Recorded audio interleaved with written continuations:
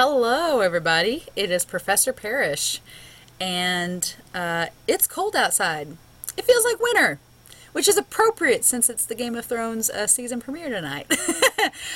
If you watch Game of Thrones, then you can share with me my fear that everyone's going to die in the show. If you don't watch Game of Thrones and you're like, ugh, I'm tired of hearing about Game of Thrones, that's all I'm going to say about it in this video. So you won't hear any more from me, maybe in the very last few seconds of this video. But anyway, so we are chugging right along through this class. I wanted to go over this week several different things. First of all, paper number 2. Everyone's paper is now graded. Thank you for being patient with me. It does take me quite a bit of time to go through these papers, and this class is not the only class that I teach. And because of the constraints of the classes and when everything falls date-wise, I actually had 2 classes worth of papers fall on the same weekend. Obviously, I did your papers all first. It just took me quite a bit of time. So thank you for bearing with me. Your papers are graded. You should have gotten some feedback from me, and you do have some time to revise. So if you have any questions about revisions, please email me or call me or come see me and let me know. But otherwise, your papers are all back and graded, so your grades have been updated to reflect that. As far as what's due this week, we have a few things. Right now, it's still Sunday, so we are still in week 6. So your paper number 3 thesis is due that I'm going to look at to see what play you're going to write about and what your thesis is going to be. The reading response number 4 is due tonight, which is a video watching and responding to. And then week 6's discussion forum is also due tonight as well. So just make sure you have all of those assignments in. I am going to get through all of them now that I'm done grading papers. My grading cycle is going to pick back up. So I usually try to have everyone's weekly assignments graded by Tuesday of the following week. That's my usual goal. And so now that I have everybody's papers from last week graded, I can pick up on that goal. So you should definitely get some grades updated very soon. Just please bear with me as I'm teaching about 4 classes right now, so I'm kind of going through each class assignment by assignment. But it's my job and I love it. So what's due this coming week? Well, we are finishing up drama. So this video is going to talk about chapters 28 and 29 and kind of talk a little bit about chapter 30, which is comedy, but there's not a whole lot of terminology to talk about with comedy, but I do want to gloss over it. In the Cengage Handbook, Evaluating Sources, pages 362 to 388, is just going over various types of sources. I do think that this section is a little bit repetitive to the MLA citation presentation. And I'm going to show you all where that is at. It has been in our class since week 1, but I've not required us to look at it until now because after this coming paper, we are gearing up for our final paper in this class. Can you believe it already? This class has flown by. There will be a video that talks specifically about the MLA citation presentation. I'm not going to get to it tonight on Sunday, but by Monday night it will be uploaded, and I will post it and this video in our announcements. I'm going to go ahead and put this video in our resources so you can go ahead and watch it tonight or tomorrow while you're waiting on the MLA video. But on our homepage, I usually post, our week 14 announcement, week 7 announcement. When I post our announcement for week 7, I will include this video along with the MLA citation presentation video. So you'll have 2 videos to watch this week. Please, obviously watch this video because you've clicked on it. Please make sure that you watch the citation presentation video because I realize that a lot of you are coming straight out of 121 and into this class, but some of you may not have taken 121 for a couple years. Maybe you've not taken an English class in 10 years. MLA has changed in the last year and a half. And so I know some instructors change with the times, some do not. So some just teach the version of MLA that's familiar to them. And I get that, but I want you guys to all be updated, so please make sure that you're watching the MLA citation presentation video. That will be in our course by tomorrow night. Okay? By Monday night. So what is due this week? Well, your drama exam is due by next Sunday on Easter. It's the exact same format as our previous 2 exams. It's, I think, 10 to 13 questions, fill in the blank, multiple choice, short answer, maybe some true false. It's a pretty standard format. It is not timed. You just have one attempt to do it. The paper 3 drop box is due next week, so I'm going to look at tonight your theses for paper 3 and make sure everybody sounds okay. So far, the ones I've read sound great, so kudos to you. Pat yourself on the back. Give yourself a fist bump. You're doing awesome. But I want to check everybody's theses tonight and their outlines and make sure that they look all right. So far, so good. But your paper 3 will be due next week. It'll be due by Easter. I know that's not a lot. It's basically a week to write your paper, but I want to give you more time to work on paper 4. We're going to talk about paper 4 next week. It's a bigger paper, so I want to give you plenty of time to write on it. All right? So yes, that's why we're cut a little bit short with drama, but like I said in last week's video, you can take Intro to Theater, which is English 243 after this class. You can do Theater Appreciation if you really want to go and do more with drama. And I would highly encourage you to. English 243 and Theater Appreciation are both humanities requirements, so they will all transfer and be great. They'd be great classes to take if you're interested in drama and want to continue beyond what we do in this class. And then your week 7 discussion forum will be due.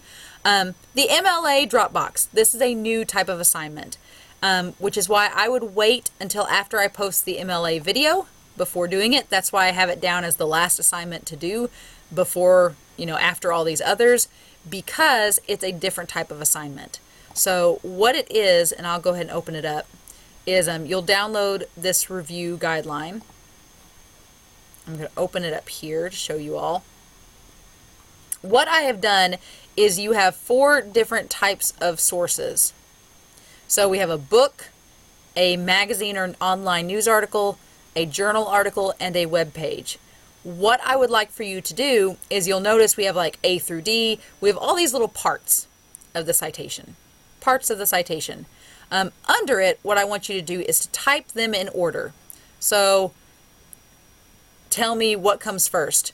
If it's the author, then do the author's name. If it's the title, do the title's name.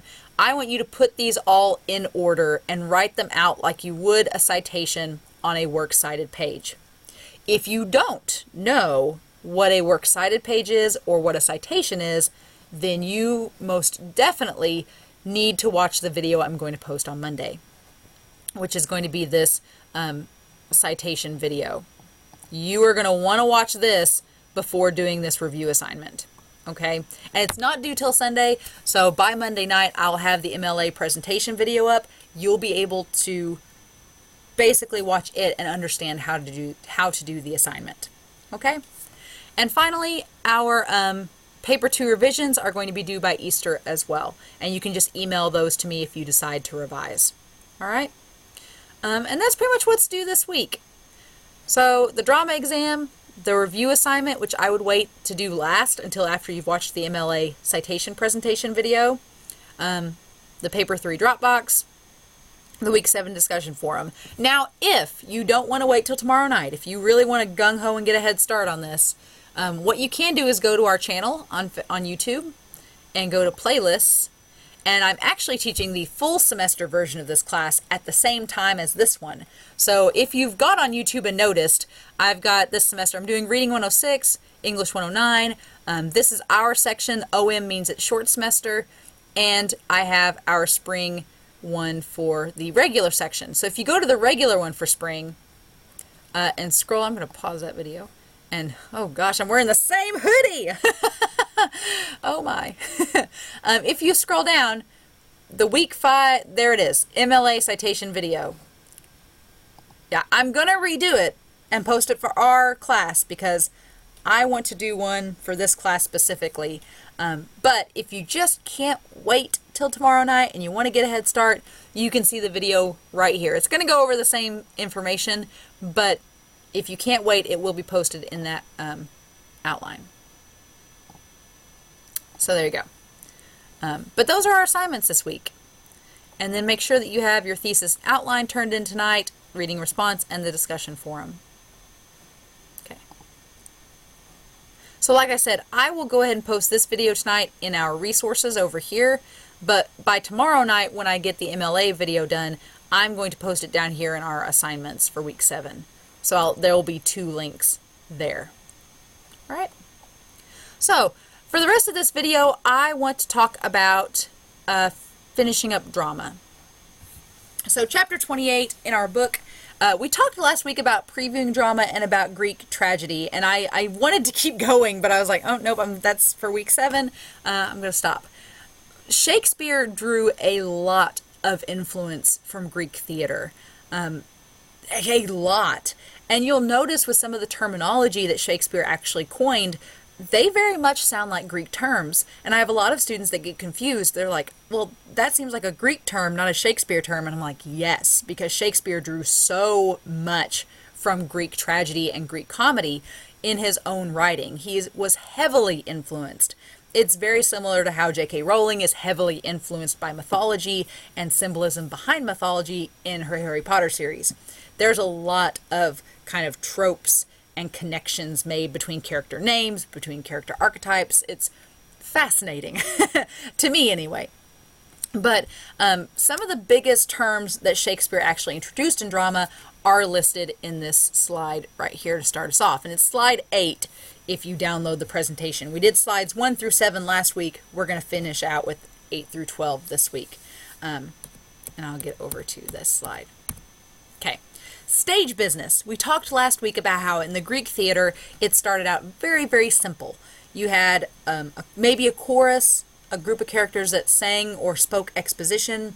You had, a handful of characters. There were no props. It was one location, and they all wore robes and big giant masks to differentiate which character was character. Well, Shakespeare kind of revolutionized theater in a lot of ways, and one of the big ways was introducing stage business. Stage business is including props, including set changes, having different costumes, doing fast moving of props and sets around a stage. That was a revolutionary thing in theater that hadn't quite been, commercialized or generalized for modern audiences at the time. So he really kind of revolutionized the way that plays were performed, and we've only added on to and developed that form as time has gone on. He even created subgenres within drama. So intrigue, which is a mystery, suspense, or thriller, he kind of adapted and created that subgenre. And then the genre of revenge tragedy, he made that a common thing. Not just tragedy, but specifically revenge tragedy. And you'll know exactly what I'm talking about if you've read Hamlet or Macbeth. You will know about the revenge tragedy, what goes on in it. Hamlet's probably the most famous. And we've seen Hamlet adapted over and over and over again. I drive my parents and friends crazy because as an English major, I'll be like, oh yeah, that's this and this. The Lion King, the live action trailer, it just came out. Guess what it is? It's Hamlet. You'll be like, what, Miss Parrish? I'm like, yeah, Simba's totally Hamlet. Scar is Claudius. Nala's Ophelia, except it's obviously an adaptation because Simba is not a sociopathic weirdo like Hamlet is. And The Lion King is a Disney movie, so it ends on a good, happy ending note, whereas Hamlet ends the exact opposite of a happy ending. So, there's been some creative liberties taken, but Sons of Anarchy, my parents were huge into the show Sons of Anarchy, and I sat down and watched a couple of episodes with them, and they made me stop because I kept telling them how this was an adaptation of Hamlet, and they were like, no, it's not. I'm like, Jackson's gonna die in the end. Spoilers, because he's Hamlet. They were like, you don't need to watch this show with us anymore. But it is. The revenge tragedy is such a common, it's very relatable because it's all about human exploration, motivations. Why would we want to get revenge on somebody? Well, here's this and this, and it explores the human psyche. And it's been popular to adapt because it's sort of like why a lot of people want to watch murder mysteries or crime dramas. It's not like we'd ever commit any of those crimes or do any of those things, but it's fascinating to us as a society to know why people think the way they do and act the way they do. Hamlet and revenge tragedy is very much the same thing. It's kind of like a fascination that we have towards these characters. Shakespeare drew heavily from mythology, including classic Greek legends or tales. You'll notice that his tragedies are usually very dark, they're very serious, and very much like Greek tragedy in terms of, having a very dire ending. George R. R. Martin drew from something. He drew from a lot of classic literature and plays before his time. And like I said, I'm not going to make any more Game of Thrones references till the end. So I just had to sneak that in, though. George R. R. Martin is not the first person to pull a red wedding, let me say. Blank verse. A lot of Shakespeare's plays have a very poetic quality to them, especially in the way that they're written, in the way characters talk. And blank verse is a form of playwriting where you have unrhymed iambic pentameter, meaning that the character's speech or the lines of the play have 5 sets of feet that aren't rhymed but have stress on that second syllable, and they sound very poetic. So in Hamlet, there are scenes that seem like a poem. His monologues seem like poetry, and that's very intentional on Shakespeare's part, because Shakespeare is a poet too, so he tries to kind of cross genres and incorporate some poetic elements into his drama. Not an easy thing to do and to write in, and you have to give him credit for that. This term is usually the one that students will say, oh, that's a Greek term. And I'm like, no, it's actually Shakespearean. And that is of a colossal protagonist. A colossal protagonist is a main character that overshadows all other characters in the story.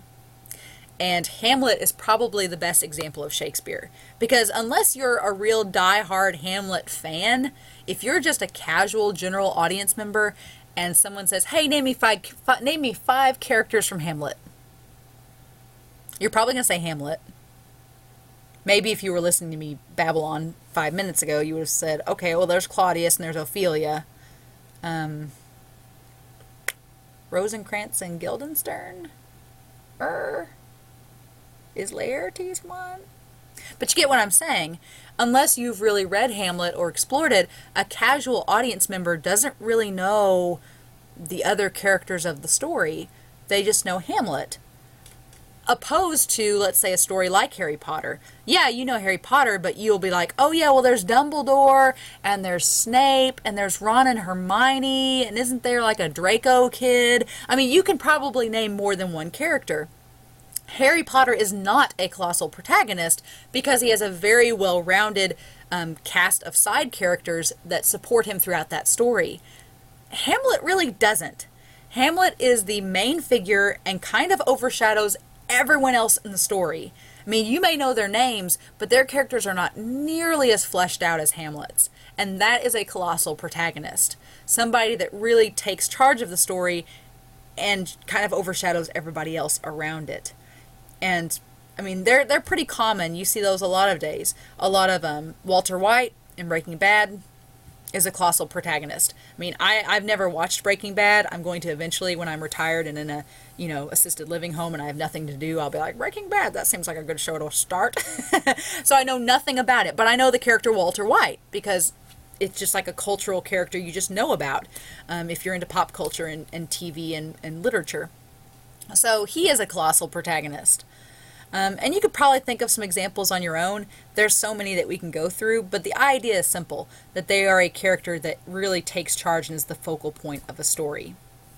Now on page 1371, there is what's called juxtapositions on the play of Hamlet. So Hamlet is in our book in its entirety, and on page 1371, there is a series of juxtapositions. And I really want you to check these out because they will be good ideas leading into our final paper in this class. What these juxtapositions do is they take a story and these different authors have analyzed that story through various lenses. So there's one person that looked at Hamlet through a psychoanalytical angle and said, okay, is Hamlet crazy? Is he have a mental disability? Does he have like anxiety or a social disorder? What's going on with him? And they analyze that. You can look at Hamlet through a feminist perspective and say, okay, Ophelia is kind of cast to the side, and how is that in historical context? What does that do? How does that compare to other stories like Antigone, who has a very, female go power main protagonist? And how does that compare? They're just authors looking at Hamlet through different lenses. And I really want you to see that you can analyze a story in more than one way, because when we get to our paper 4 guidelines that I'll talk about next week, you're going to have a lot of options, and there's going to be lots of different ways you can look at stories, and this is a nice sample of what that could look like. All right. And now shifting into American drama. So American drama is its own developed genre, and the origins from it come from a need for realism. So there needs to be some historical context here. Up until the 1920s, arguably, most plays were very, very about extravagancy. They were about the upper class society. Transitioning from Shakespeare to American drama, Shakespeare loved to write about rich people. He loved to write about kings and queens, and I mean, it's kind of like why we're attracted to Game of Thrones. I'm going to stop making Game of Thrones. I keep going back to Game of Thrones. It's on my mind tonight. I'm sorry. I said I wouldn't, but here I am. But it is. It's why we're attracted to Downton Abbey. If you ever watched Downton Abbey, it's upper crust society. It's, man, these first worlders and their first world problems. Am I right? But yeah, Shakespeare was all about writing about that because it's what the audience wanted to know. It was kind of like their gossip column. Shakespeare couldn't come out right and say, these plays are about the current monarchy and how bad they are, but they're about this fictional monarchy and how bad they are. It was kind of his clever way of getting around, talking badly about a monarchy or ruling society, and making it in a way that people were interested in, because a lot of them could get in jokes from his plays that were like, oh yeah, our current king is just like that guy. How about that? Without him coming out and saying, yeah, this is basically a caricature and mocking of our current, established monarchy. So up until the 1920s, most plays were either reiterations of that, they were Shakespeare retellings, they were about upper class society. It's kind of like Victorian lit. Jane Eyre's novels and stuff, it's like, oh, woe is us and our rich problems. You can tell I'm not a fan of Victorian lit. But yeah, that was kind of the idea. And in America, they were very, very popular up until the Great Depression. And once the Great Depression hits, people not only can't afford tickets to go see plays, but all of a sudden American audiences are saying to one another, why do I care to watch a play about a king? I am penniless and unemployed and I don't have a job and I'm just trying to go and escape by watching this play, but it's hard for me to escape when all these plays are about rich people and their problems and I have real problems and no one's recognizing that, and why won't they tell a story that relates to me? And that was kind of the mindset. So a lot of playwrights at the time began writing plays about the everyman, about ordinary life, about how hard it was and the struggles that people were going through. And it instantly became popular. I mean, overnight, people in the Great Depression were like, that's a character I can relate to. Now you're writing about people with my struggles, and I get that, and I want to see more of that. And audiences were reacting more and voicing their opinions, and their opinions were being heard because plays were becoming more and more a monetary process. So realism was kind of developed with these playwrights to give a connection to ordinary circumstances, ordinary people, and their problems and struggles. Chronological realism was a play that happens in real time. So unlike Greek theater and Shakespearean times, which were essentially like maybe reenacting a story that's already taken place, chronological realism is the play's happening right now and all the events are happening right now and it's supposed to be in real time. So it's kind of like you find out what the characters find out at the same time, sort of thing. We talked about first-person narration. That's very much what this is. Death of a Salesman and Raisin in the Sun are great examples of American drama. They both deal with circumstances involving real problems, real people. Death of a Salesman deals with a man coming to terms with the fact that he's not going to achieve the American dream and what happens when you can't achieve that. And it's a very, it's a weird play. It's a very interesting look at what it does to your psyche.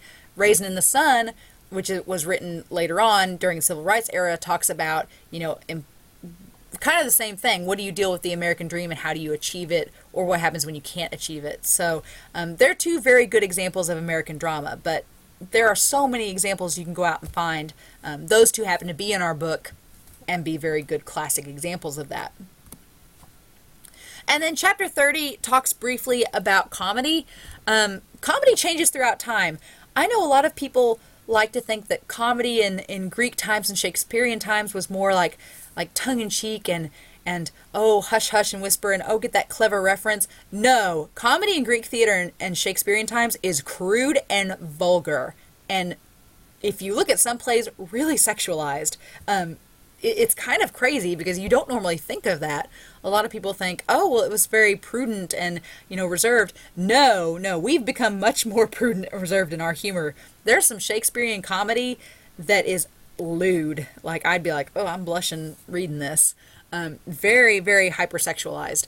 A lot of times it's glossed over because the terminology used is unfamiliar to us or we don't use those terms anymore. So we kind of don't get it until someone's like, that's what this reference means. And you're like, oh. It's like when you listen to Despacito on the radio, the Despacito, that Justin Bieber collaboration, you're like, this sounds pretty good. And then you go look up what the Spanish lyrics are saying, and you're like, I am blushing and will never listen to this again. Don't look it up. It's not fun. But that's kind of the idea. Now, there are three major types of comedy that are used in plays, both in Shakespearean and Greek times, and now through American drama into modern plays. And I'm going to start with the most dry or highbrow of these types of comedy, and that is satire. Satire, as our book describes, battles against hypocrisy, callousness, and stinginess. Satire is basically a very clever making fun of something that exists, or making fun of a genre, or it's very kind of tongue-in-cheek. It's very textual. It takes a little bit of time to figure out, oh, that this is making fun of something. I did Burn After Reading or Fargo. Basically any Coen Brothers film or play is satire. Yeah. And I would argue that some comedic things toe the line right between two of these genres. So I'm going to talk about South Park. Now, South Park has some satirical moments where it's making some very clever commentary on something happening. But for the most part, South Park is a parody. A parody is distinctive and eccentric and is a very visceral and visual comedy. South Park makes fun of a lot of things, and it's kind of on a surface level, but it's usually elevated and has some more like political or social message attached to it. The same goes for Monty Python. Monty Python is very absurd at times and toes the line between parody and farce, which we'll talk about in a second, but it's usually making some type of comment about society or something that's popular at the time. Twin Peaks, which I recently got into, is basically a parody of a soap opera, but a weird parody of a soap opera. It kind of goes into surrealism and sort of toes the line with satire for brief moments. And then Between Two Ferns with Zach Galifianakis is a short web series where he basically is making fun of talk shows. So he has like two ferns and a couch. And that's where he sits with his hosts, with his guests. And it's making fun of the talk show structure. So yeah, those are parodies.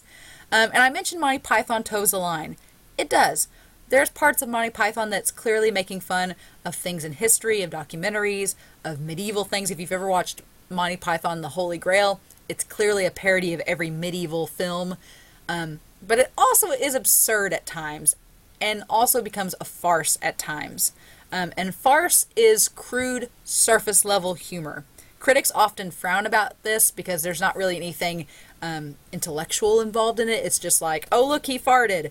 So Family Guy, Robot Chicken, usually those shows are pretty good examples of farce. There's a lot of 90s comedies that are farces. That movie, Not Another Teen Movie, it draws a line between parody and farce quite heavy. But yeah, anything that's surface level is considered a farce. We also have Chase of Wit. Chase of Wit is when characters trade quick remarks back and forth. So Sherlock Holmes, when Sherlock and Moriarty go at one another, they often use a chase of wit to banter back and forth. If you are an Avengers fan, in the original Avengers, when Loki is like, we have an army, and Tony Stark's like, we have a Hulk. That's kind of chase and wit, that tongue-in-cheek back and forth verbal banter.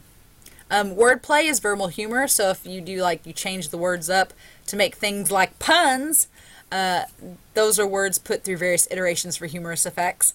I had a friend that talked about Batman and Robin, the 90s movie, and those first 10 minutes, if you go back and watch, look up on YouTube, Batman and Robin ice puns.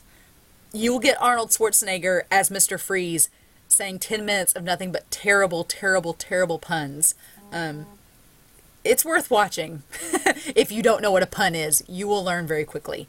They're just, humorous effect, various iterations of words. Stock characters are characters people are expected to laugh at. So the fool in a play, like in Beauty and the Beast, Le Fou is literally French for the fool. So he's kind of supposed to be a stock character that you laugh at.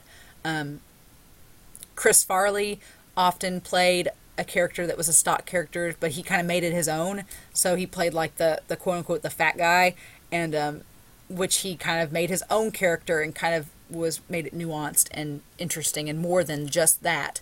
But, usually in parodies and farces and even satires, you have these stock characters that have a certain function. The high school principal in a play usually is this authority figure that something funny happens to. That's a stock character. So you can have a ton of different variety of these. They just serve a specific purpose within a play. And then tragicomedy would be the fourth type of comedy. It's a mixed genre. We often call it dark humor or black humor. I just saw Shazam today. I recommend Shazam. I liked Shazam. It is definitely dark humor. It's fine. I would say don't take kids under 10 to it, because it gets a little scary at times, a little creepy. But I don't think little kids under 10 would get it, and they'd probably be... It's kind of like Gremlins. If you've ever seen the movie from the 80s, Gremlins, Shazam has that kind of dark black humor to it. I thought it was great, but some people that don't like dark humor or don't get it may not appreciate it. But yeah, tragicomedy, that's the official term for it. And those are our terms for drama. Like I said, pretty short, sweet unit, nothing crazy, but hopefully all of those terms that I've mentioned there will help you to have more options in writing paper 3 and knowing what you're going to talk about in those papers. So that's pretty much it for this week. Like I said, next week or by Monday in the announcements, I will have week 7 lecture videos up. So it will say, hey everybody, I'll have this video that you're currently watching along with our MLA citation presentation video. So those will all be up and listed here. But if you have any questions as you complete paper 3, please let me know. I'm going to look at the theses for tonight, make sure everybody's thesis and outline for paper 3 looks good, so you'll get some feedback from me on that. And then tomorrow night, I will have the citation presentation video posted. All right, have fun if you're a Game of Thrones fan. Have fun watching. I've made a bracket with some of my friends on who's going to live and who's going to die. I'm trying to be realistic and saying that everyone's going to die, except for a few. If Sam's baby dies, we riot. But if you don't watch Game of Thrones, then hopefully I've not annoyed you too much, because I'm sure you've seen a lot on social media about it. But have a great week. I'm excited to see your theses for paper 3, and I look forward to seeing you all tomorrow night as I post our citation presentation. See you all. Bye.